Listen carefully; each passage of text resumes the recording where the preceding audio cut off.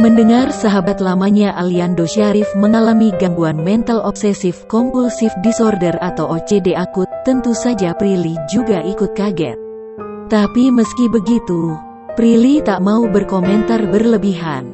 Ia tetap memberi perhatian untuk jangan merasa takut saat meminta bantuan dan ingatkan untuk pergi ke psikiater. Jangan takut untuk minta bantuan. Jangan lupa untuk ke psikiater, kata Prilly Latukonsina. Mengapa Prilly mengatakan hal itu? Ternyata dia juga mengalami hal yang sama seperti Aliando. Sehingga, belakangan ini Prilly aktif berkampanye di media sosial tentang kesehatan mental.